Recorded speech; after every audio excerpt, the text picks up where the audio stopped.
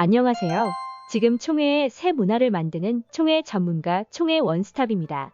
오늘은 관리단지회 개최를 하기 위해 어떤 과정을 진행해야 하는지와 꼭 확인해야 할 주의사항까지 알려드리겠습니다. 현재 관리인이 있는 경우 우리 법에서는 관리인이 관리단지회를 소집할 수 있다고 명시하고 있습니다.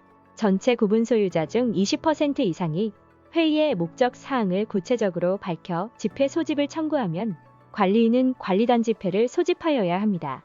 현재 관리인이 없는 경우 물론 이 경우에도 관리단지회 소집이 가능합니다. 이때도 전체 구분 소유자 중 20% 이상이 동의해 관리단지회를 소집할 수 있습니다. 소집 동의서를 보낼 때 주의사항, 무엇을 위해 관리단지회를 진행하는지, 어떤 안건을 논의하는지에 대해 구분 소유자가 보고 이해할 수 있도록 상세히 기재해야 합니다. 총회 원스톱의 소집 동의서 발송 서비스를 이용해 보세요.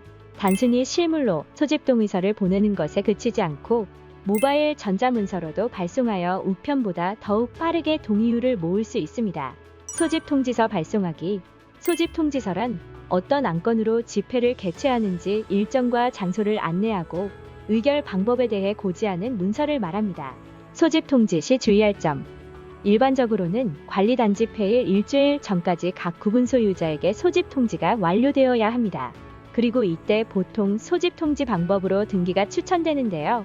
혹시라도 법적 분쟁에 휘말릴 경우 소집 통지서를 제대로 발송했다는 것을 소집권자가 입증해야 하기 때문입니다. 그러나 이처럼 전체 등기로 보낼 경우 비용도 많이 들고 등기라 직접 수령해야만 하기 때문에 제대로 전달도 안 되는 등 불편함이 많습니다. 이러한 불편한 점을 최소화시키기 위하여 총회 원스톱에서는 소집 통지서를 전자식으로도 발송할 수 있습니다. 우체국 등기와 동일한 법적 효력을 가지고 빠르게 발송 및 수신이 가능하고 기존 우체국 대비 비용 대폭 절감 효과까지 있으니 안 할 이유가 없겠죠. 서면 결의서, 전자투표 진행하기. 관리단지회 참석이 어려울 경우 미리 의결을 표시하기 위해 서면 결의서를 제출하거나 대리인 집회 참석을 위한 위임장을 제출하는 과정이 진행됩니다. 서면 결의와 의결 수단으로 사용 가능한 전자투표는 투표율을 높일 수 있는 정말 효과적인 방법입니다. 서면 결의서는 우편을 보내고 또 회신하는 과정이 복잡하고 수신율이 높지 않기도 하는데요. 또한 위변조의 논란으로 법적 소송으로까지 이어지기도 합니다. 하지만 총회 원스톱을 이용하면 모바일이라 간편하고 본인 인증 절차도 거쳐 투표를 진행합니다. 결과는 공인인증기관으로 바로 전송되어 위변조의 위험이 없습니다.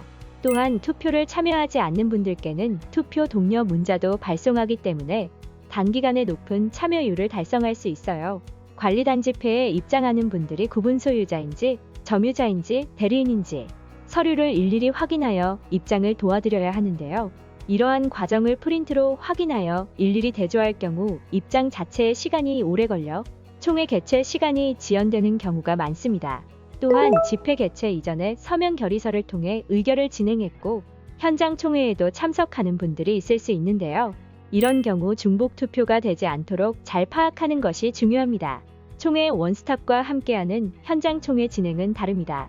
실시간 온라인 조회로 확인하기 때문에 집회 참여자가 대리인인지 구분 소유자인지 점유자인지 구분이 쉽고 중복 의결이 되지 않도록 바로 확인 가능합니다.